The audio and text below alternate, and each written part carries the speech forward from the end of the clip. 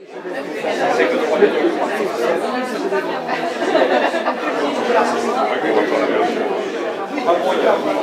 donc présenter succinctement Daniel, parce que Daniel, ben, il s'intéresse à tellement de choses que c'est impossible de faire la liste de tout ce à quoi il s'intéresse. Bon, alors on va quand même dire, je vais commencer par ça, comme ça tout le monde l'oubliera, enfin non, on va dire ça, qu'il est prof à la Haute École Francisco Ferrer. Beaucoup le connaissent pour le chat, mais il ne veut plus en parler. Ça suffit.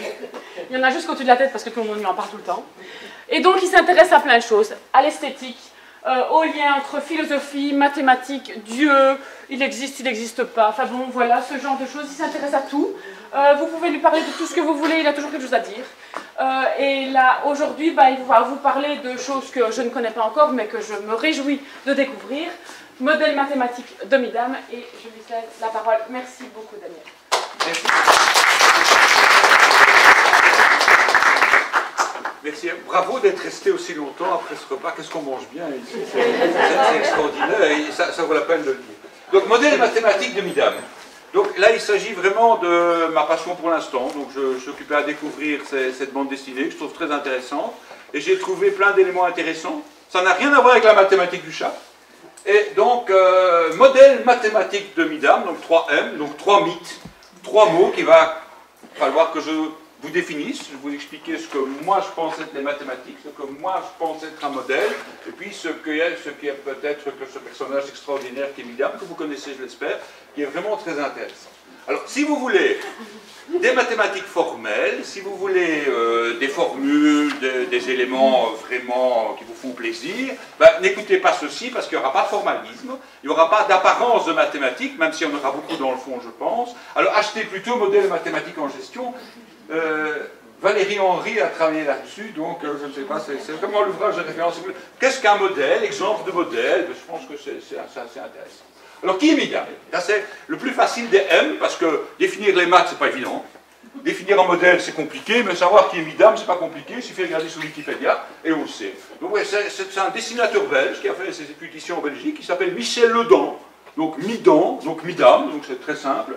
Et qui a créé, il y a une vingtaine d'années maintenant, un personnage extraordinaire qui est Kit Paddle, un petit gamin, comme ça. Et depuis maintenant une dizaine d'années aussi, il y a une série, une espèce de spin-off de Kit Paddle, qui parle de Game Over, c'est-à-dire du double virtuel du Kit. Alors, le Kit, le voilà, et son avatar virtuel, le voilà, le petit barbare, vous voyez que c'est des personnages qui sont assez proches. Alors, la famille est assez curieuse parce que c'est une famille monoparentale. Il y a un papa. Il y a un papa avec 2 enfants. Ben, c'est une famille, comme on en voit de plus en plus aujourd'hui. La garde des enfants a été confiée au père, c'est bien. Et donc le papa est avec ses 2 enfants qui sont le Kit et alors Carole. Carole qui est le seul élément féminin jusqu'il y a peu dans toute la bande dessinée. Et Carole qui va devenir, se féminise à l'extrait avec des chambres roses, avec des poupées Barbie et tout ce qu'il y a d'horrible pour le Kit. Mais le Kit n'est pas tout seul. Le Kit, il a 2 coquins. 2 coquins de copains qui sont Horace, un peu naïf, un peu bébête, et puis l'intelligent, le génie de service, Big Bang, référence, je suppose, à la théorie de la naissance éventuelle de notre univers dans sa forme actuelle. Et puis il y a des personnages annexes, Mirador, Monsieur Mirador, qui dirige ces salles de jeu extraordinaires dans lesquelles justement Kit va pouvoir se transfigurer par la personnalité du barbare. Et puis le qui est décidé, ben ça je ne pourrais pas en parler aujourd'hui parce que le phénomène des files d'attente, je ne pourrais pas en parler mal. Apparu depuis quelque temps le personnage de Maximilienne qui est très intéressant parce qu'elle est mathématicienne. Donc ça c'est vraiment intéressant. Alors, qui a servi de modèle à l'autre? Qui est la copie de l'autre? C'est une bonne question. Quand on regarde les 2 dessins et qu'on les accole, ben, entre le petit barbare et le Kit, ben, il y a quand même beaucoup de points communs. On peut se poser la question. Alors, donc Midam, vous voyez à peu près. Vous achetez les 15 bandes dessinées. Vous voyez, c'est absolument passionnant. Mais les choses compliquées commencent maintenant. Modèle mathématique. Qu'est-ce qu'un modèle? Qu'est-ce que je vais appeler un modèle? Comment va-t-on construire? Qu'est-ce qu'on peut en faire? Comment l'utiliser? Et surtout, le vrai problème, c'est que sont les mathématiques.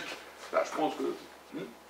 Alors, je vais quand même commencer par céder la parole à Jean Marin, qui est un personnage extraordinaire, et qui dit que la modélisation mathématique est un art difficile. Je suis d'accord avec lui, hein. Proche de la caricature. Ah ben voilà, magnifique, on est déjà du côté de la bande dessinée. Parce qu'il faut obtenir un maximum de ressemblance en un minimum de traits. Très important. Et il faut négliger a priori ce qui sera a posteriori négligeable. C'est extraordinaire, ça. C'est vraiment extraordinaire. Voilà, c'est ce qu'on va essayer de faire. C'est vraiment remarquable.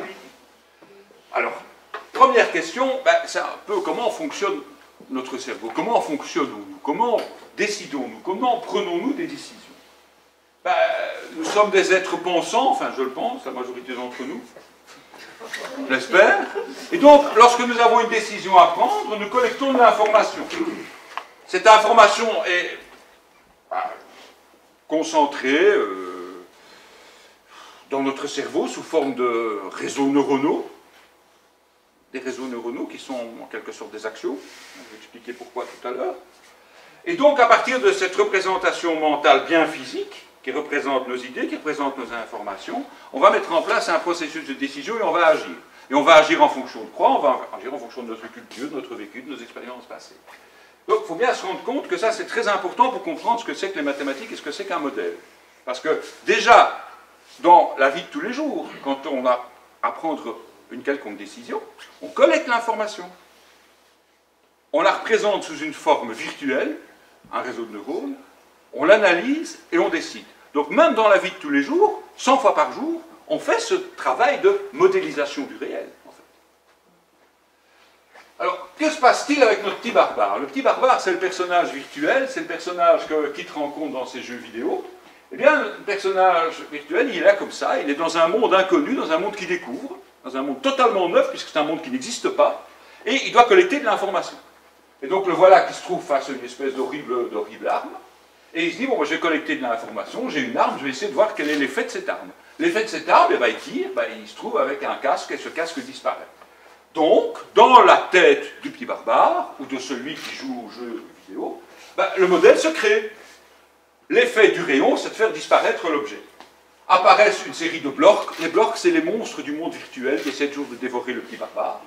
Et qu'est-ce qu'il fait? Il se dit, j'ai ici une arme qui fait disparaître, magnifique, clic, hop, information partielle. Les blocs vont... non, les blocs ne vont pas disparaître, ce sont leurs casques qui vont disparaître. Et donc, on se retrouve ici avec un monde à information incomplète et avec un modèle insuffisant. Et ça, c'est le vrai problème, justement. C'est qu'on est tout le temps face à une information insuffisante, face à une information partielle, et qu'on est obligé de décider quand même et d'agir quand même. Et je trouve que, justement, dans ces bandes dessinées, il y a plein d'exemples de ce type qui nous font réfléchir sur cette idée de ce qui est, entre guillemets, évident. Il est évident que, c'est une phrase absolument absurde, parce que rien n'est vraiment évident, on ne collecte toujours qu'une information partielle. Alors, je vais me lancer dans des définitions abominables, et donc je vais commencer par essayer de vous dire ce que moi, je pense être les mathématiques. Je pense que toute axiomatique, l'axiomatique, qu'est-ce que c'est? C'est l'hypothèse d'existence d'objets, et c'est l'hypothèse d'existence de relations entre ces objets. Toute axiomatique, c'est un réseau neuronal, parce que notre cerveau, qu'est-ce que c'est? Ce sont des cellules, des neurones, et ce sont des relations entre cellules nerveuses, qui sont les synapses. Donc en fait, notre cerveau, c'est une gigantesque axiomatique. Et donc, chaque fois que nous sommes face à une réalité, cette réalité, nous collectons toute une série d'informations par nos sens, cette réalité pénètre dans notre cerveau, est stockée sous forme de réseaux neuronaux, c'est-à-dire d'objets non définis, les neurones, et également de relations entre ces objets non définis, les synapses, relations qui définissent l'existence des objets. Dernier exposé que j'avais fait pour Valérie, j'avais pris l'exemple de l'axiomatique du plan, euclidien. On ne définit ni plan, ni point, ni droite. Mais on définit des existences et des relations. Et ça suffit pour que les objets existent pleinement. Donc, en fait, un réseau neuronal suffit pour une représentation mentale de n'importe quel objet. Et donc, notre cerveau produit des axiomatiques pour tout. Notre cerveau produit des réseaux neuronaux pour stocker l'information. Et ça, c'est quelque chose, je pense, qu'il faudrait essayer d'approfondir et d'essayer de bien comprendre. Parce que le réel, nous n'avons jamais qu'une information partielle sur ce qu'il est.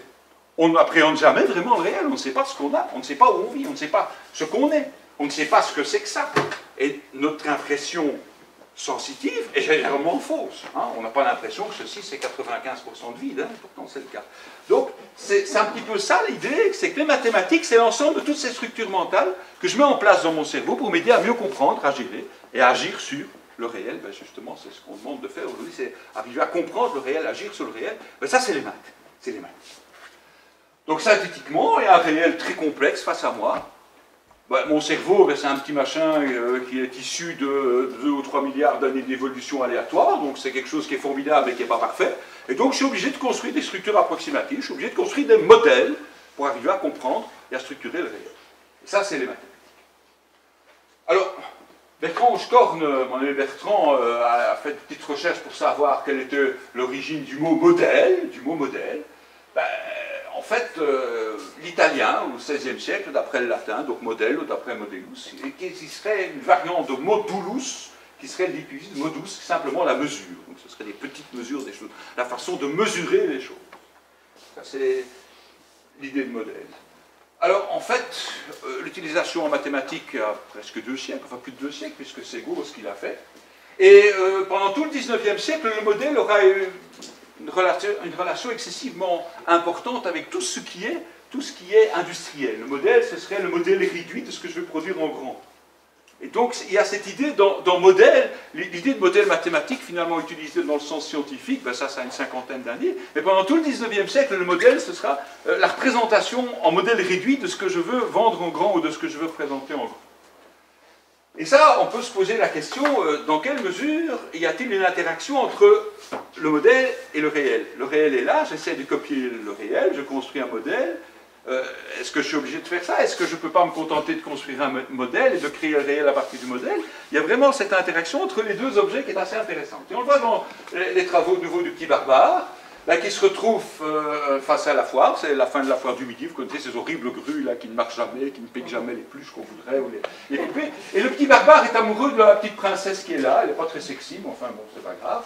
C'est son idéal féminin. Et il se dit, ben voilà, je veux au moins en avoir le modèle réduit. J'arrive jamais à conquérir la princesse en chair et en os, ou plutôt en virtuel, puisqu'on est dans l'univers des orbis. Ah ben, je vais essayer de la pincer, je vais essayer de la prendre, et voilà, magnifique, extraordinaire, la grue la prend. On se dit, mais c'est extraordinaire, parce que la grue prend la princesse, capte la princesse, elle la laisse tomber, donc il a gagné, ben non, il n'a pas gagné, parce qu'en fait, on avait là un modèle réduit du réel, et la vraie princesse a vraiment été prise par une grue et lâchée dans le vide pour s'écraser face au malheureux petit barbare.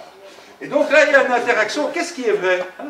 Le modèle, le réel, à partir du moment où je crée un modèle, il devient vrai aussi, ça devient une autre réalité, une réalité alternative. Et là,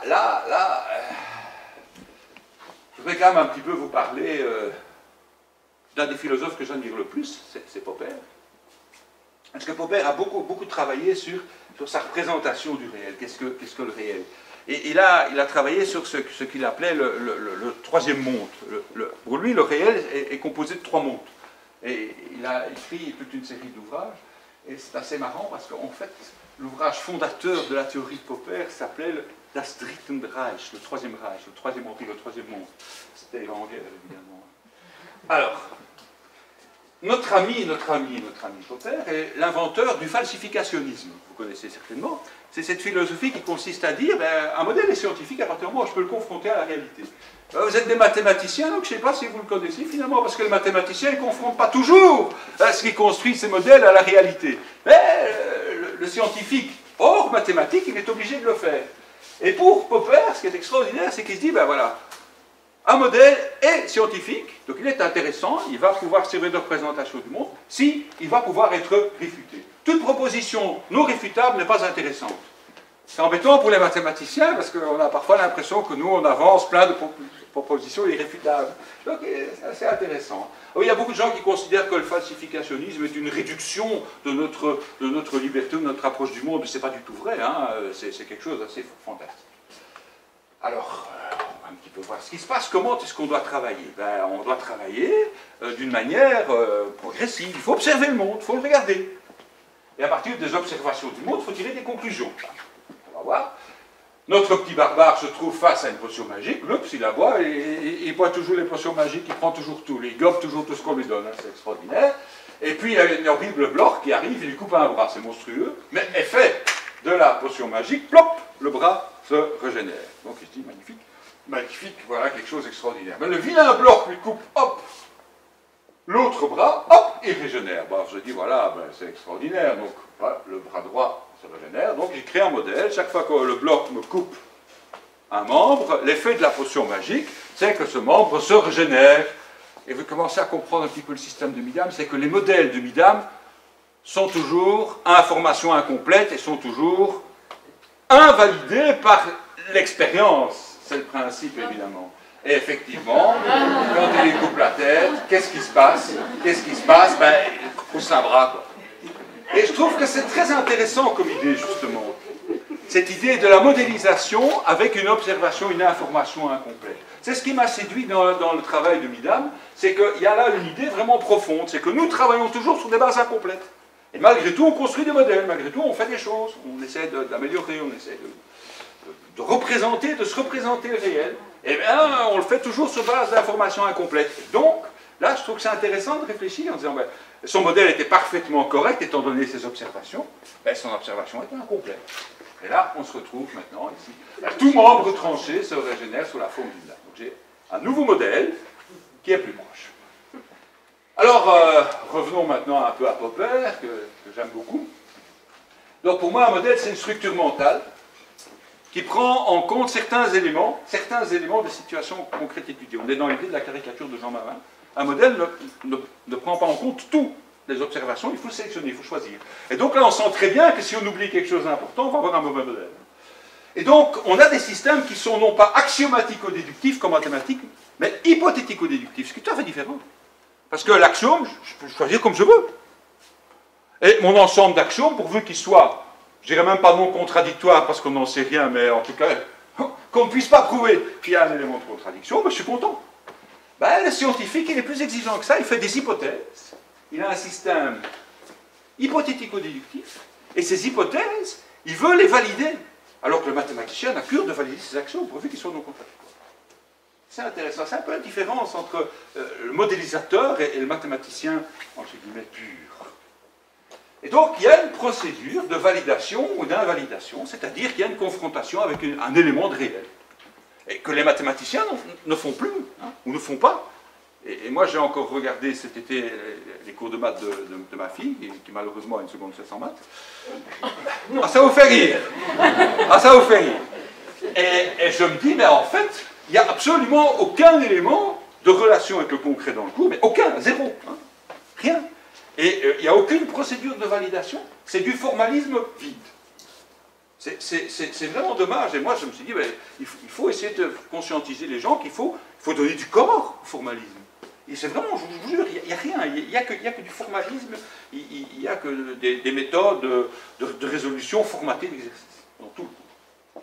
Et donc, ici, on va confronter notre modèle à la réalité, et on va accepter le modèle uniquement si les résultats observés et les résultats prévus par le modèle ne diffèrent pas trop. Il faut définir pas trop, évidemment. Hein.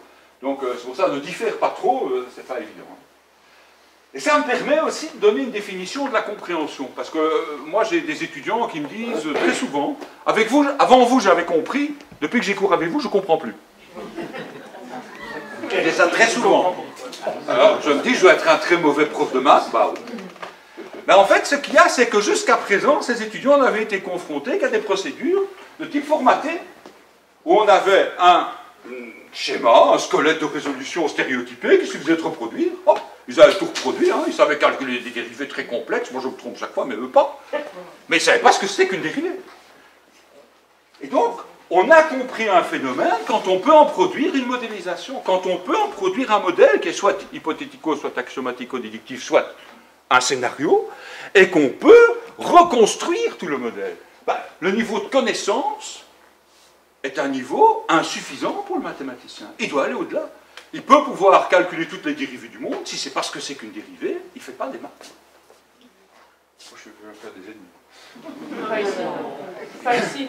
Donc j'ai compris un phénomène quand je peux introduire un modèle. Donc modèle mathématique, c'est pas du tout inutile. Hein. Et moi, je suis désolé de voir des cours de mathématiques dans lesquels il n'y a aucune modélisation. Le prof de ma fille, pas là, j'espère. Non. Je ne le dirai pas. Mais non, mais il est très sympa. Mais il est manifeste qu'avant même d'avoir fait tout le trajet qu'il fait depuis plus de 30 ans que je fais des modèles mathématiques, c'est quand je suis sorti de l'université, je n'avais aucune idée de ce que c'était qu'un modèle non plus. J'étais dans le formalisme à 100%. Je pouvais développer formellement toute une série de raisonnements, mais je n'étais pas dans l'idée de la modélisation. Bon, donc les mathématiques, ben, c'est les structures mentales qui sont là. Et ce qui est génial en maths, c'est qu'avec un modèle mathématique, je peux construire des dizaines de modèles qui vont pouvoir être associés à des situations physiques, des situations économiques, des situations financières différentes. Et ça, c'est extraordinaire. Et puis, c'est là qu'on commence à construire des mathématiques pures. C'est les gens qui s'amusent à faire des modèles comme ça, cohérents, qui servent pas, n'a pas d'importance, et ils ont construit des modèles. Mais ça vient après. Je suis presque sûr, je pense qu'il n'existait pas de mathématiques pures avant qu'il n'existait des mathématiques appliquées. Je suis presque sûr de ça, j'ai cette impression. Il faudra une fois que je fasse des... Et alors, ce qui est génial dans le modèle, c'est que je peux de temps en temps construire une phase. Je peux aller plus loin. Je dis, voilà, ben, mon modèle, il est là, je vais le confronter au réel, ça marche bien. Et qu'est-ce qui se passe si je me mets dans une situation différente des situations que j'ai observées? Je chipote mon modèle, j'ai des résultats, et je peux entamer une seconde procédure de validation du modèle. C'est ça qui est extraordinaire. Et donc, ça, c'est une phase prédictive extraordinaire. Attention, la phase prédictive est une phrase qui n'est pas obligatoire, parce que je donne souvent des conférences sur les théories de l'évolution et la mathématisation des théories de l'évolution, parce que c'est un sujet que j'aime beaucoup. Et bien, il y a bien un modèle qui a été validé des tas de fois, notamment par la génétique de la théorie de l'évolution. Il n'y a plus que les gens incompétents qui osent la mettre en doute. Ça, je le dis fermement, je n'ai pas honte, pas peur. Ben, c'est absolument impossible d'en faire un modèle prédictif. On ne sait pas quels seront les animaux présents dans 1 ou 2 millions d'années, on n'en sait rien. Ce sera probablement plus nous, il y aura autre chose. Alors, des résumés, donc observation, élaboration d'un modèle, confrontation et réfutation ou conservation provisoire. C'est un petit schéma très simple, ça c'est pas mal, c'est chouette. Donc, quand je suis face à un problème, ça c'est issu du livre de Valéry. Il y a un peu de la tête quand même. C'est ici du livre de Valéry. Ben, je le cite mes sources. Hein. Donc j'ai un problème, je collecte des données, je construis une modélisation, et de ce fait je change d'univers, je passe de l'univers réel au l'univers mathématique. Je résous mon problème dans l'univers mathématique, et puis je repasse au réel. Et puis je confronte avec le réel, avec un réel différent, hop, et je relance. En fait c'est un cercle sans fin, on essaie tout le temps d'améliorer. Et notamment en mathématiques financières. Moi, je donne ce cours depuis 20 ans maintenant. Et on commence par un modèle hyper simple, une bête exponentielle, et on finit par des intégrales stochastiques avec des choses qui sont beaucoup plus intéressantes qu'amusantes. Et petit à petit, on améliore, on façonne, on recrée. Je trouve que c'est vraiment très, très, très, très sympathique. Ce qui est intéressant, c'est ça, c'est qu'il y a collecte des données dans modélisation. Voilà. Voilà, c'est ce que dit Popper. Théories qui sont notre œuvre, nous construisons des théories. Alors ce que j'aime bien, nous soumettons les questions à l'examen le plus approfondi possible, sans jamais parvenir à aucune certitude. Ça j'aime bien. Sans jamais parvenir à aucune certitude. Ça c'est très chaud. J'aime bien. Donc ça c'est Popper. Et il a retravaillé tous ces textes dans les années 80, et donc c'est disponible en collection de Champs. C'est vraiment très chaud. Donc il faut faire très attention et il faut être très observateur. Est-ce que le petit barbare est très observateur? Ben, on va voir que non. Alors voilà le petit barbare qui se trouve, il y a une série de récipients là, devant lui. Hop. Sans vergogne, il saute dans le premier, hop. Tiens, c'est marrant, il n'y a plus de dollars sur les sacs maintenant, c'est des euros. Hein. On voit qu'il y a une évolution. Hein. Hop, plein d'argent, magnifique, il saute dans le deuxième bol, il se dit qu'est-ce que je vais trouver. Oh là là, il y a un filtre d'amour magnifique, il saute dans le troisième bol. Commencez à dire, le modèle, c'est chaque fois que je saute dans un bol, je reçois quelque chose de positif. Mais vous commencez à comprendre aussi que chez Midam, les modèles sont toujours, in fine, invalidés par l'expérience ultime. Voilà. Donc, bol égale bonus. Hop. Mais malheureusement, c'était un énorme mixeur. Et il va servir d'apéritif à l'énorme bloc qui est là et qui va le déguster, effectivement. Oui. Ah, alors, un modèle est-il validé ou invalidé? Bol égale bonus? Pas vraiment. Mais attention, peut-être que si, parce que si vous regardez bien les deux bols, là, si vous regardez bien les deux bols, ils ne sont pas pareils. Hein. Donc il n'avait pas appliqué les principes de Popper, notre petit barbare. Il faut l'examen le plus approfondi possible. Et il ne faut jamais parvenir à une certitude. Je trouve que c'est pas mal. Et donc, dès le deuxième strip, hein, si on remonte, regardez, dès le deuxième, on voit effectivement qu'il y a un bol qui est différent des deux autres. Marrant, hein? Donc, ces petits dessins-là, très gentils de Midam, ils ne sont pas sourds du tout. Hein. Il y a une idée, il y a des réflexions. Hein. Monsieur Midam, il ne fait pas n'importe quoi pour faire plaisir aux enfants. Hein. Il réfléchit. Alors, une autre idée, c'est quelle est la différence entre le réel et le modèle? Qu'est-ce qui est plus réel, le modèle ou la réalité qui a inspiré le modèle? Là, ici, on constate le petit barbare, il fait un trait et le trait apparaît. Il dessine, et tout ce qu'il dessine se concrétise et devient un objet réel. Et forcément, il dessine la belle princesse, et il se retrouve avec sa princesse son idéal à lui est hop, magnifique, et en plus de ça, il dessine la sortie exit, la sortie. Il se dit, bon, on va fêter ça, et pour fêter ça, qu'est-ce qu'on fait? On débouche le champagne, malheureusement. Les effets du modèle, tout cela était réel, mais pas vraiment, puisque sous l'effet de l'eau, la belle aquarelle se dissipe, et si l'aquarelle se dissipe, forcément, ce qu'elle a engendré se dissipe également. Et donc, tout disparaît, tout détruit l'existant. Alors, on peut se poser la question, qu'est-ce qui est vrai? Qu'est-ce qui est la réalité? Qu'est-ce qui est... Eh bien, moi, je donne toujours comme exemple la théorie financière. Parce que ça fait maintenant une vingtaine d'années qu'on a sur les marchés financiers des produits qui n'existent que par modélisation. C'est tous les produits dérivés.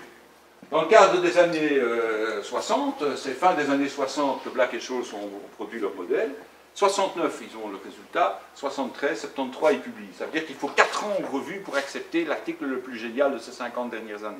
Intéressant.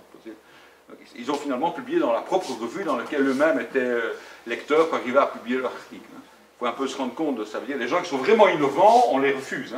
On les refuse. C'est assez amusant.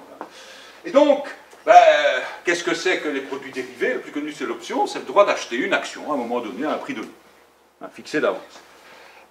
C'est un droit, c'est pas évident de valoriser un droit, donc il a fallu attendre les années 70 et la confirmation dans le modèle de Cox en 79 et puis dans le modèle de Black modifié de 85 pour qu'on commence à bien comprendre comment valoriser des droits. Et donc on a construit un réel, du monde réel, à partir de modèles. Il faut bien se rendre compte qu'il y a une interaction. Donc il existe du réel qui n'existe que parce que moi j'en ai créé un modèle. Enfin pas moi, parce qu'un mathématicien en a créé un modèle. C'est intéressant, hein? Évidemment, tout comme le modèle du pauvre petit barbare, pour lequel chaque trait d'aquarelle se voit effacé par le champagne, ici, on a créé des objets, on a créé des êtres réels, on n'est pas dans le monde mathématique, dans le monde réel, et pour lesquels il y a plein d'inconvénients. Et d'où l'idée de se référer quand même à notre grand Magritte, ceci n'est pas une pipe, que vous connaissez certainement, pour se dire que quand j'ai une représentation du réel, je crée un autre réel. Alors on me dit, c'est évident, non, mais je vous signale quand même qu'en 28, quand il provoque quand il peint ce tableau qu'il appelle la trahison des images, tout le monde trouve ça scandaleux, mais il se moque de nous, mais pour qui il se prend, un tollé général. En fait, c'est tout à fait, c'est des maths, ça. C'est des maths, parce que quand je construis un modèle, je construis une réalité mathématique. Je construis une réalité alternative. C'est un autre réel, différent du premier. C'est la même chose. Et alors, ce que lui-même a dit, la pipe me l'a-t-on reproché, pouvez-vous la bourrer, ma pipe? Non, elle n'est qu'une représentation, comme les modèles physiques, mathématiques, économiques ne sont que des représentations de réel. Donc, si j'avais écrit sur mon tableau, ceci est une pipe, j'aurais menti ici. C'est pas mal quand même, Magritte. Alors, un hommage à Magritte, et il y aura plein d'hommages comme ça de ce brave Midam. Ceci n'est pas du bruit, donc les voyez dans le jeu, vous voyez, bon, black, non, bien bizarre, il n'y a personne. Les jeux sont éteints, on va voir, boum, etc. Alors, quel silence, on se croirait dans une église, on entend boum, bloum, blam, mais en fait, le type est occupé à peindre les murs, il peint des... Et donc, ceci n'est pas du bruit, ceci n'est pas du bruit, voilà, c'est une représentation du bruit. Vous voyez, c'est intéressant, parce que si je prends le premier, on a l'impression qu'ils sont dans le chahut, la représentation nous fait croire un réel qui, en fait, n'existe pas, parce que c'est pas réel. Alors, même chose, il y a des codes, parce que le bruit c'est blam, schnox, broum, etc., comme disait Gainsbourg dans sa chanson, et la musique c'est toujours une portée. Alors, c'est assez amusant, je trouve, c'est la clé qui est une vraie clé. La clé, c'est pas une clé sol, une clé sol, une clé d'ut, c'est une vraie clé. Quoi. Et voilà, et donc il y a l'orchestre de Munich qui interprète la sonate en si bémol dièse, très connue, la sonate en si bémol dièse. Et voilà, donc, et la représentation du bruit, c'est intéressant parce qu'en fait, dans notre tête, quand on voit un strip comme celui-là, on entend blam, ratatatata, et la représentation, cette représentation, dans notre cerveau, c'est du réel. Alors, bonne question, c'est qu'est-ce qu'une œuvre musicale? C'est quoi une symphonie? C'est des notes écrites sur une partition? C'est un disque? C'est une représentation? Qu'est-ce que c'est? Qu'est-ce que c'est une démonstration de mathématiques? C'est la même chose pour moi. C'est le formalisme qui a été transcrit sur une feuille de papier, c'est la démonstration que fait le professeur, c'est le livre dans lequel elle a été imprimée. Qu'est-ce que c'est? Qu'est-ce qui constitue réellement la démonstration? Je peux montrer son support, je peux montrer son expression, mais qu'est-ce qu'elle est vraiment, elle? Quel est le concept? Qu'est-ce que c'est que le concerto pour violon de Tchaïkovski, que j'ai entendu ce matin encore? Qu'est-ce que c'est? C'est pas évident. Hein. C'est pour ça que je me fais réfléchir, parce que je trouve que le formalisme ne contient pas l'objet. Et je regrette d'avoir à le dire, mais je vois souvent beaucoup trop de formalisme. C'est pour ça que je n'en fais pas du tout. On va me dire, c'est pas des maths. J'ai fait cette conférence il y a quelques semaines en France, et on m'a dit, c'est pas des maths. Ah bon. C'est pour ça que je corrige, j'ajoute des choses pour répondre aux objections. Voilà, alors le formalisme mathématique en tant que modèle, mais dès qu'on veut faire des choses compliquées en bande dessinée, il y a des maths. Hein. Dès que c'est casse-tête, il y a des maths. Hein. Mais il n'y a pas que ça, hein, il n'y a pas que ça. Hein. C'est le modèle de contrainte. C'est ici qu'on voit que sa copine est en fait mathématicienne. Je te présente Maximilienne. Elle est avec moi au cours de maths avancées. Hein. Alors il répond, tu es dans la même cellule de prison que ma sœur. Alors, c'est un modèle pour tout ce qui est dur et tout ce qui est éprouvant. Hein. À chaque fois qu'il faut présenter quelqu'un qui doit travailler, pour lequel le travail est pénible, ben, si vous regardez bien, c'est toujours des maths. Hein. C'est toujours des maths. Hein. Il y a ces calculs, mais si vous regardez bien, c'est toujours des maths. Hein. Dans la BD, quand un truc est pénible, c'est des maths. Il y a pire même. Quand on insulte des gens, il y a des maths. Quand on insulte des gens, il y a des maths. Et c'est un exemple, il y en a plein. Hein. Donc, les mathématiques, ça modélise plein de choses. Hein. Ça modélise aussi la réussite. Ah oui, parce qu'ici, il y a le Kitpad qui a réussi, et il a réussi en étudiant quoi? Hein? Maths niveau sup, cours de maths, et ici, jamais maths. Alors, le premier contact qu'on a avec les maths depuis qu'on est petit, c'est le système de numération. Et donc là, je trouve que c'est intéressant d'un petit peu voir comment ça se passe chez eux, parce que les personnages de Kit n'ont que 4 doigts. Remarquez, on le voit très bien, hein. Les personnages, là, ils n'ont que 4 doigts. Ils ont un pouce et 3 doigts. Un pouce et 3 doigts. Numération, blabla, 2, blablabla, 3, blablabla, 4. Donc il y a une idée de numération, une idée de progression. Alors, est-ce qu'ils travaillent en base 8 ou en base 10? Parce que nous, on travaille en base 10 parce qu'on a des animaux à 10 doigts, hein, donc c'est bien.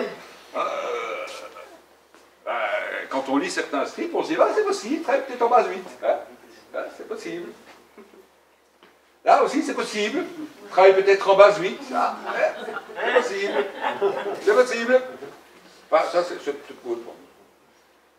Et en plus de ça, il présente des tas de jeux mathématiques, parce que le Kit, il passe tous ses loisirs dans la salle de jeu, et il y a des jeux mathématiques. Donc c'est intéressant. Alors, qu'est-ce qu'il y a? Ben, il y a des sinus, il y a des carrés, il y a pi, il y a des racines, il y a des cubes, il y a des choses. C'est intéressant. Donc il y a des jeux mathématiques. On va voir ça. Alors, le premier jeu mathématique qui est proposé par Midam, c'est un jeu très intéressant, pour lequel je suis occupé à me demander s'il n'y a pas des stratégies. Parce que c'est un vrai jeu amusant, intéressant, qui est proposé par Midam. J'en ai parlé d'ailleurs. Et il n'est pas hostile à ce qu'on essaie peut-être de développer un jeu comme ça. Mais vous allez voir qu'il y a des problèmes. Donc, il y a toujours des problèmes, hein, Midam, ça. 1, 2, 3, 4, 5, 6, 7, 8, 9, 0.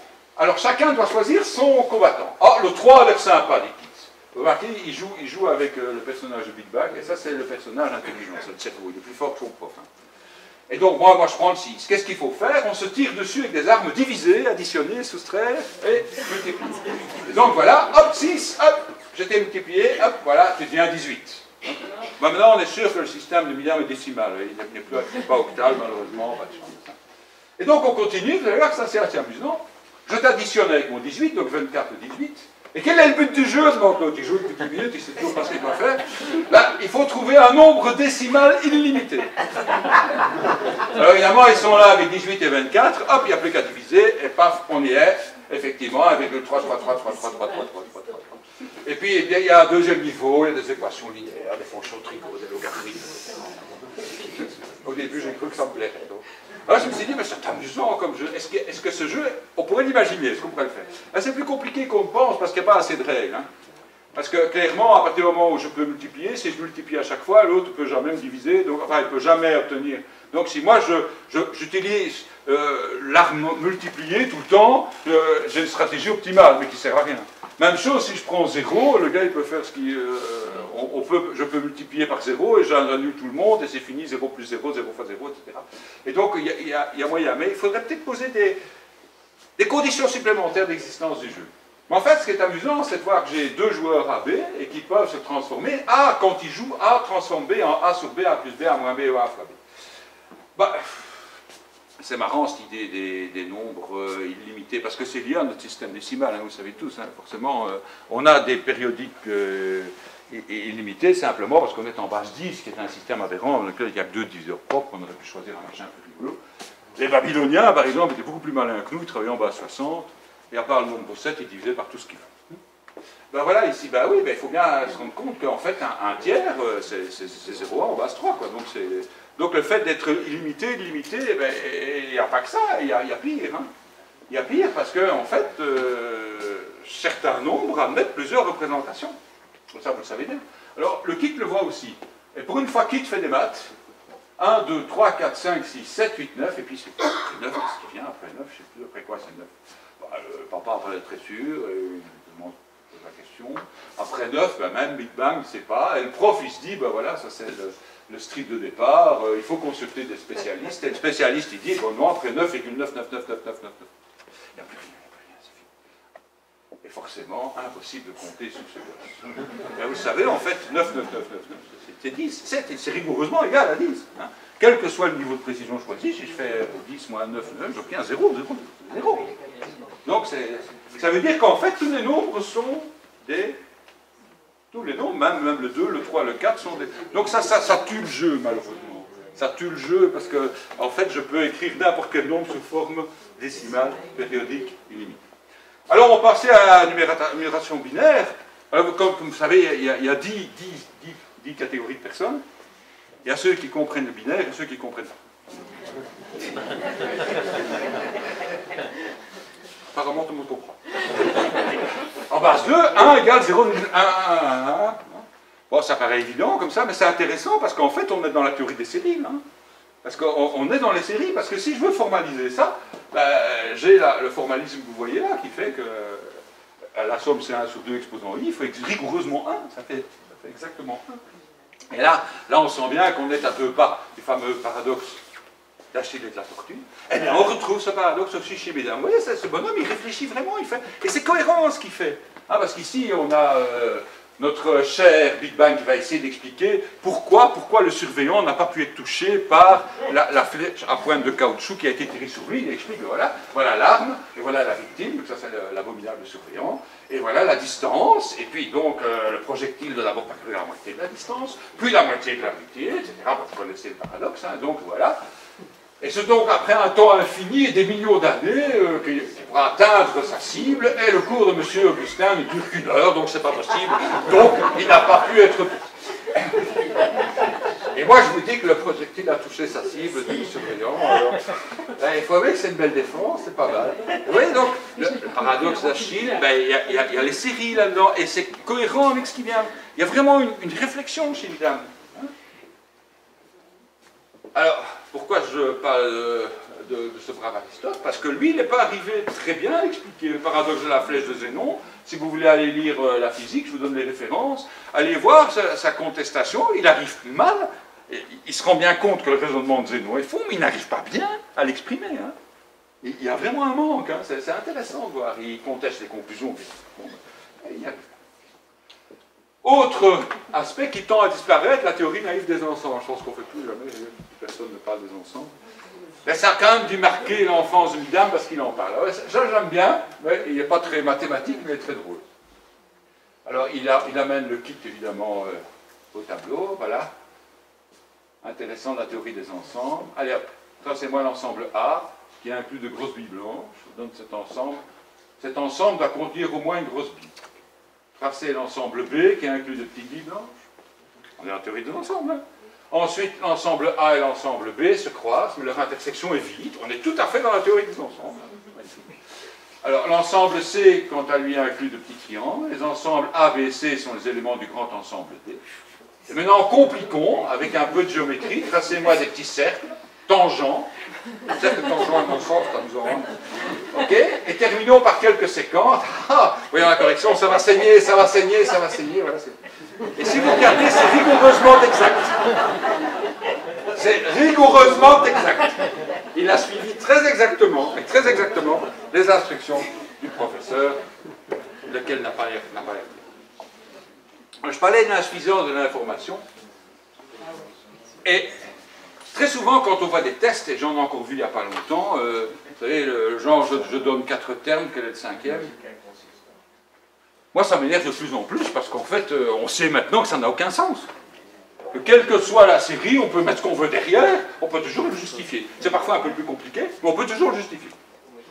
Eh bien, notre ami Midam, il pense à ça aussi, parce que ça, c'est quelque chose qui est très intéressant, et j'ai assisté à ça, à une conférence qui était donnée par un collègue, qui s'appelait « Les mauvaises réponses des très bons élèves ». Et en fait, les mauvaises réponses des très bons élèves sont des réponses tout à fait correctes, mais mettant en place un système de résolution trop complexe pour que le professeur s'y aperçoive. Alors, donc j'ai ici Joe le bombardier du Bronx, c'est pas en forme, hop, à chaque round, il perd une dent. Premier round, deuxième, troisième, quatrième.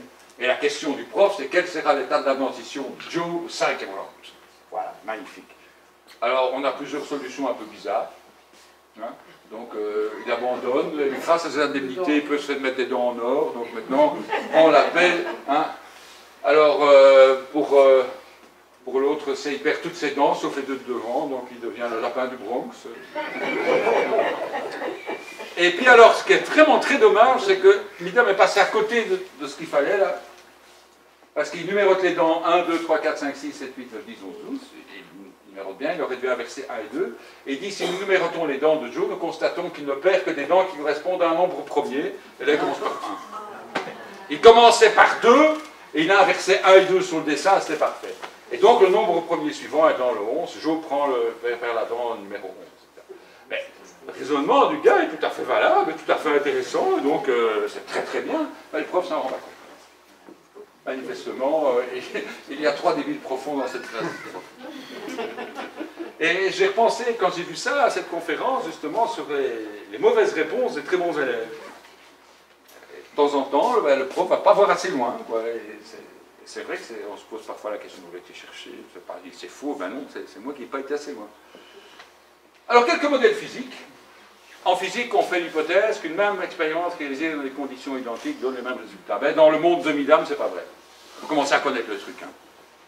Il va toujours trouver un bon modèle, et le modèle va toujours être invalidé par l'expérience. Donc il a une grande machine, des grandes feuilles de papier, hop, il met la feuille de papier dans la machine, sort un avion, il dit chouette, je dois traverser justement un ravin, magnifique, je mets une seconde feuille de papier, et plop, il plonge dans un petit bateau. On a compris. Donc la permanence des lois physiques n'a pas lieu dans le monde de Midam. Je signale quand même qu'on est dans le domaine des hypothèses. La permanence des lois physiques ne peut pas être prouvée. C'est une hypothèse, ça reste une hypothèse. Hein. Jamais être sûr de rien. D'ailleurs, il est contesté. Il y a des gens qui pensent qu'il peut y avoir une modification dans le temps. Qu'est-ce qui me permet d'affirmer qu'il y a 5 milliards d'années, les lois physiques étaient les mêmes qu'aujourd'hui? Enfin, cette hypothèse n'est pas démontrable, comme toutes les hypothèses. Un axiome, ce n'est pas des grands genres. Mais une hypothèse, dans le monde dans lequel je vis, c'est plus des grands genres. Ben, c'est quand même très utile. Alors, permanence, voilà, petit barbare et sa princesse adorée. Et voilà, sorti, et il trouve des gants. Qu'est-ce que c'est que ces gants? Expérience, c'est la même chose. Expérience, hop, les gants disparaissent. Le bloc arrive, toujours bloc, bloc, bloc, hop, il touche le bloc disparaît. Donc, modèle, le gant fait tout disparaître. Et là, le modèle va-t-il être validé ou invalidé? Ben pour une fois, il va être validé, mais de la façon la plus dramatique qui soit, parce qu'ils sont tellement contents d'avoir vaincu les Breux, qu'ils claquent la main sur la main de la petite princesse et qu'il la fait disparaître. Et là, le modèle est validé, pas de chance. Le modèle était validé. Alors, même chose ici. On a la même chose, la fontaine, non pas de jouvence, mais de rétrécissement. D'ailleurs, il y a une petite notice explicative. Et donc, voilà, il prend son casque, il le remplit d'eau. Vous remarquez que le casque ne se rétrécit pas. Donc, c'est-à-dire que le vivant. Mais c'est compatible. C'est le grand bonhomme qui devient un petit bonhomme. Hop, il jette l'eau sur le vilain bloc, qui devient un tout petit bloc ridicule. Hop, chouette, il remet son casque, mais le casque n'était malheureusement pas tout à fait sec. Et donc, permanence des lois physiques, mais malheureusement, modèle validé, mais malheureusement non modèle. En fait, on ne valide les modèles que quand ça finit mal. Alors, il y a aussi des modèles d'espace-temps qui sont très amusants, c'est très rigolo. Hein. Les voyages dans le temps, ça fait rêver tout le monde. Et donc ici, il y a une chose qui est intéressante, c'est qu'il y a toute une série de montres et de pendules, et qu'en fait, le temps n'est pas mesuré par les pendules créent le temps. Le temps n'est pas mesuré, le temps est créé par l'horloge. Et on le voit parce qu'il est là, il voit effectivement la pendule qui indique 1h15, 1h20, hop, il attend 2h moins 20, yop, il se glisse. Qu'est-ce qui se passe? Vous avez deviné, du fait qu'il redevient, la pendule se retrouve à 1h20, ben il revient à 1h20, donc il se retrouve de l'autre côté. Alors, ce qui est très amusant, comme vous le savez, moi, il y a des mathématiciens que j'aime bien, et un des mathématiciens que j'aime bien, c'est Gödel. Et Gödel, qui a fait la nique à plein de matheux, il a fait la nique à la relativité générale aussi, parce qu'il a montré que la relativité générale n'était pas incompatible avec le voyage dans le temps. Et donc, il s'est amusé à produire un modèle tout à fait compatible avec les équations d'Einstein, dans lesquelles le voyage dans le temps était possible. Alors, pourquoi j'aime bien Gödel? Ben parce que c'est un personnage qui est un exemple au niveau humain aussi. Hein. Il faut se rendre compte qu'en 1938, ben, notre ami Gödel, l'Autriche devient nazie. Il a plein de copains et d'amis juifs, et donc il ne veut pas cesser tout commerce avec eux, et donc il se retrouve contraint d'émigrer aux États-Unis. Il y a plein d'anecdotes sur Gödel aux États-Unis, expliquant, notamment aux membres du Congrès, que leur constitution était incohérente et qu'elle était pleine de contradictions et tout. Et passant à ça, de ne pas recevoir la nationalité américaine à cause de ça, d'ailleurs, enfin, c'est un type assez rigolo, mais enfin. Alors évidemment, la consistance, l'axiome du choix, etc., on connaît tout ça. Mais ce qu'il a fait aussi, c'est qu'il a tout construit, l'univers constructif, c'est-à-dire partir de petites briques et construire en grand. C'est un petit peu ça son idée. Donc, les seuls ensembles existants sont qui peuvent être construits à partir d'ensembles plus élémentaires. Et c'est assez intéressant parce que dans ce cadre-là, il a travaillé sur la solution bien particulière qu'il a proposée à l'équation d'Einstein, avec une métrique tout à fait curieuse. Et c'est marrant parce que c'est une structure d'espace-temps qui est assez particulière. Donc j'ai une direction particulière. Il y a une constante cosmologique, je crois que je vais avoir ici, voilà, la métrique de Gödel. Il y a une constante qui est oméga. Et c'est très amusant parce qu'il est arrivé à montrer que si on a cette métrique-là qui est compatible avec les équations d'Einstein, on peut trouver des boucles fermées dans le temps, donc on peut se retrouver. Alors moi, je suis très mauvais parce que je me pose toujours la question de savoir, est-ce qu'on ne pourrait pas considérer que nous vivons dans un espace où le temps est plan? Parce que philosophiquement, je vais me faire tuer, c'est pas grave, philosophiquement, ma responsabilité individuelle est engagée, et ma liberté aussi. Si le temps est plan, nous avons chacun une trajectoire temporelle différente qui est fonction de nos actes et des actes des autres. Si le temps est linéaire, les choses sont un petit peu différentes. Ai-je vraiment la liberté totale d'agir et de penser si le temps est linéaire? Si le temps est planaire, je peux circuler. Et mes actes vont influencer l'univers et ma trajectoire. Et donc j'ai fait ça, j'aurais pu ne pas le faire. Et il y a un autre, Daniel Justens, qui ne l'a pas fait, et donc il est parti, et c'est un petit peu... C'est un peu fou. Alors, modèle de quoi? Ben, modèle de toile d'araignée. Alors, les modèles de toile d'araignée sont toujours bizarres, parce que dans les dessins animés, ce sont des pseudo-cercles concentriques, enfin des structures concentriques en tout cas. C'est pas du tout ça. Si vous regardez une vraie toile d'araignée, voilà une super repère, ben vous constatez qu'en fait, il y a deux types de toiles. Il y a d'une part une première spirale. Ben, l'araignée, elle prend son fil, elle continue à tisser, elle ne coupe pas le fil, elle prend le même fil tout le temps, donc elle fait des spirales. Et vous constatez, si vous regardez les toiles, qu'il y a toujours une première structure qui est constituée de cercles de plus en plus grands, enfin de spirales s'écartant, de type logarithmique. Et puis vous en avez une autre qui est arithmétique et qui est donc la partie de la toile réellement utile. Donc on voit vraiment qu'il y a deux zones dans la toile. C'est amusant parce que ça permet de se dire, ben voilà une belle petite illustration toute simple des coordonnées polaires que les gens comprennent en général pas très bien. Hein, bon, on a un R cos et un R sin θ. Et en fait, si je veux choisir une fonction positive croissante, il n'y en a pas beaucoup. Hein, des fonctions croissantes élémentaires. Et en fait, les deux plus usuelles, ben, c'est la droite, croissant et celle exponentielle, croissante. Et donc, effectivement, les deux spirales les plus usuelles sont les deux applications de nos deux fonctions les plus courantes et les plus utilisées. Et c'est assez amusant de voir ce que ça donne. Moi, je me suis amusé comme ça, c'est de voir au niveau des enroulements ce que ça donnait quand on ajustait sur les mêmes points. Et on se dit, mais alors, Midam, il s'est tout à fait planté. Mais pas toujours, parce qu'ici, on a une représentation qui est effectivement correcte de la toile d'araignée. Je ne sais pas ce qui s'est passé avec l'optique, mais là, elle est enfin correcte. Modèle en forme de boîte noire, ça j'aime bien, parce que mes amis financiers font ça. Moi, j'essaie de comprendre le modèle, ils me disent tous, mais t'es fou, ça n'a aucun intérêt. Nous, input, output, le reste nous intéresse. Mais j'ai un bel exemple ici, donc voilà, à nouveau le petit barbare, qui est face à deux portes bizarres.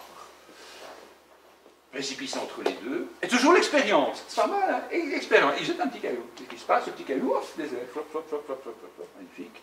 Le petit caillou, flop, flop, flop, passe à travers la deuxième arche, hop, et est éjecté sous forme d'un caillou sans ailes. Donc il dit, construit son modèle. La première arche, elle me donne des ailes. Hop. Et la première arche me donne des ailes, magnifique. Et donc il s'est dit, ben, la deuxième arche, qu'est-ce qu'elle fait?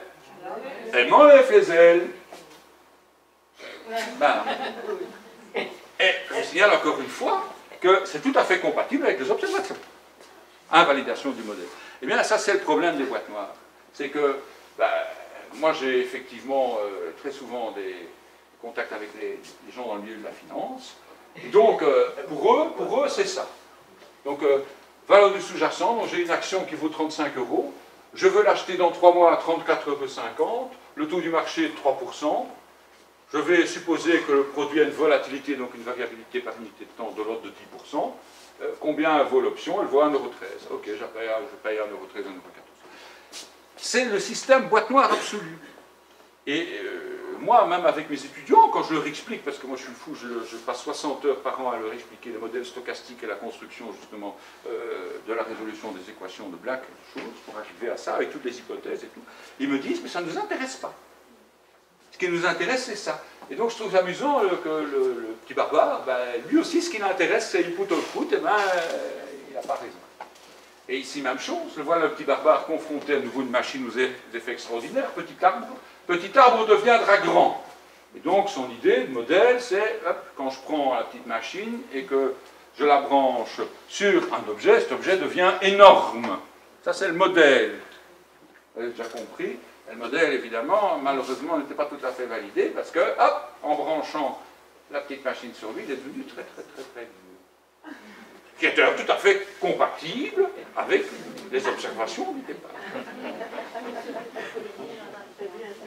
C'est intéressant parce qu'en fait, cette idée du modèle évident, oh c'est évident, ben non, c'est pas évident, l'interprétation n'est pas évidente. Alors ici, encore une fois, plein d'exemples. Ici, bon, il se promène avec sa petite princesse, le vilain Blore qui a de nouveau un modèle réduit, donc un modèle de la princesse, hop, il met le feu. Alors qu'est-ce qu'il fait? Ben, il écrase évidemment la petite poupée qui est en flamme, mais malheureusement la petite poupée était en réalité la grande, et donc voilà sa pauvre princesse qui se retrouve toute aplatie. Et il aurait pu le prévoir, parce qu'au moment où il mettait le feu, on constate que la petite princesse prend feu également.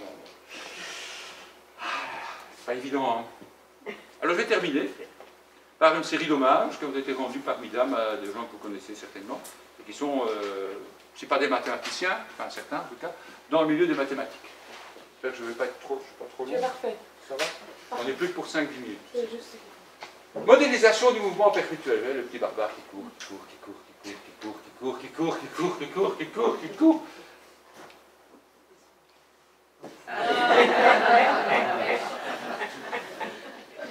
Ah, ça c'est extraordinaire, c'est un bel hommage, c'est un bel hommage qui est rendu alors que la structure est rigoureusement copiée, bien entendu, de celle de Maurice Escher, bien sûr. C'est extraordinaire, non mais c'est magnifique, hein, parce que c'est exactement la structure qui a été reprise. Il a pris exactement la structure ici, il l'a prise tout à fait exactement ici. C'est vraiment un hommage, un très bel hommage. Alors un autre hommage, c'est un hommage à ce grand mathématicien, à ce grand logicien qui est Charles-Louis Dodgson, qui est plus connu dans les milieux non mathématiques sous l'appellation de Lewis Carroll, et donc qui a écrit Alice au Pays des Merveilles de l'autre côté du miroir, et qui a été illustré de manière absolument superbe par John Tyndall, d'ailleurs, les Britanniques, qui rééditent régulièrement des éditions synagmatiques avec les éditions originales de Tyndall, qui sont vraiment superbes, sont magnifiques. Alors, ce qu'il faut savoir, c'est que Needham a repris plein d'idées d'Alice et du miroir, et les a illustrées à sa façon aussi, et je trouve que c'est assez amusant de voir ça. Ah oui, un truc que j'ai lu il n'y a pas longtemps sur le brave Lewis Carroll, c'est qu'il bégayait. Et c'est la raison pour laquelle il a mis un dodo dans les aventures d'Alice. Parce que chaque fois qu'on lui demandait de se présenter, il disait dodo, dodo, dodo, dodo. Et donc par autodérision. Alors, through the looking glass and what Alice found there. Et oui, qu'est-ce qui se passe quand on traverse le miroir? Ben, le petit barbare le voit là, effectivement. Il arrive, hop, il y a un autre petit barbare qui arrive, et paf, qui lui tape. Il dit, bon, on va casser le miroir, et qu'est-ce qui se passe? Autant de petites cellules dans le miroir, autant de petits barbares qui s'agressent, se jettent sur notre personnage et qui l'agressent. Alors vous connaissez ces deux personnages-là qui sont aussi des personnages qui apparaissent dans les dessins animés alors qu'en fait ils ne sont pas dans Alice. Ils sont dans Through the Looking Glass. Ils sont Tweedledee et Tweedledum. Ben, c'est un bel exemple de symétrie orthogonale et ou de translation. On va voir pourquoi je dis et ou de translation parce que là on a plutôt l'impression d'une belle symétrie. Ben, c'est qu'on a toute une série de jeux, comme ça, voilà, les blocs, ils se frappent. Et puis il y a quand même une translation au niveau du texte, puisque Kit dit « Arrête de faire les mêmes coups que moi, c'est énervant », et que Carole répond « Arrête de faire les mêmes coups que moi, c'est énervant ». Bon, une translation. Alors, ce qui est amusant dans Alice, on est dans Alice, c'est « Eat me ou drink me ». Il fait que le personnage devient énorme ou tout petit, chaque fois, hein, avec les problèmes des vêtements, hein, c'est toujours un truc... et il y a plein d'allusions au eat me et drink me dans la voici avec une potion, voilà, il est là, drink me, hop, et il devient énorme, et puis là il dit, hop, voilà, drink me, la deuxième potion qui va me permettre de revenir petit. Et oui, et malheureusement, encore une fois, il redevient petit, mais ça se termine mal pour lui, et moi je trouve que là il y a un vrai problème, c'est le problème des vêtements. Alors, il s'est dit, on peut travailler avec une machine à agrandir ou à tisser. Alors il n'y a plus de problème, parce que là, effectivement, il n'y a pas de raison que les vêtements deviennent plus grands, hein, quand il boit.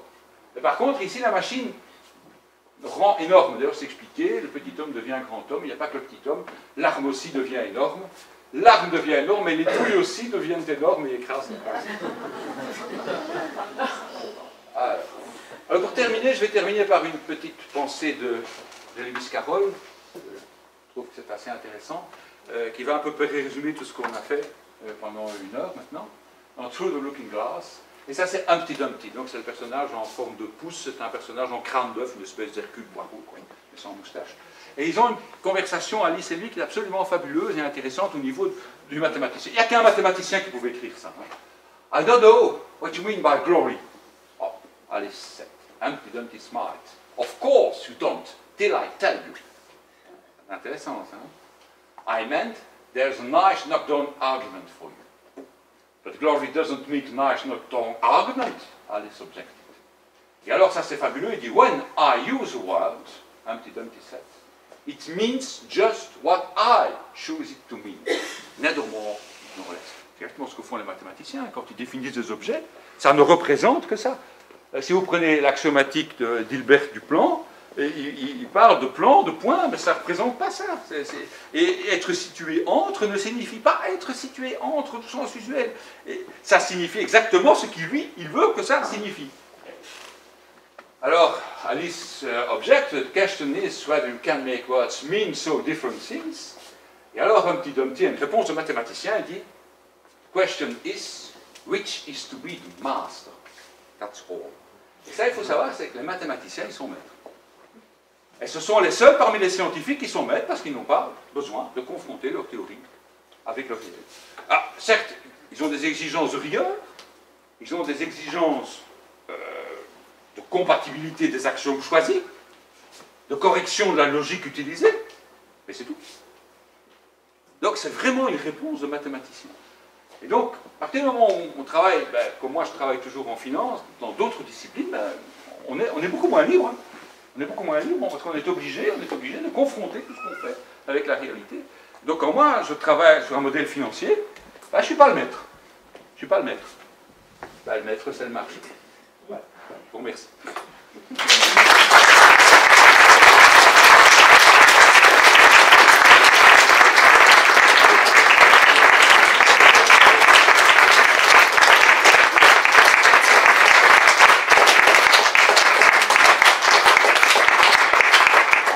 Merci beaucoup, Daniel. Comme souvent, je pense que tu suscites plus de questions que ce que tu nous donnes de réponses. Des questions qui sont souvent suffisamment difficiles à poser que pour ne pas toujours être formulées. Donc on verra bien si certains ont le courage et l'audace de formuler les questions ou peut-être avoir simplement quelques questions d'éclaircissement. Est-ce qu'il y en a qui veulent profiter de la présence de Daniel pour avoir quelques réponses ou tentatives de réponse à leurs questions? Ce qui justifie l'exigence de cohérence et de logique finalement en mathématiques, parce qu'on peut se poser aussi la question, est-ce qu'il n'existerait pas une forme de mathématiques de la cohérence?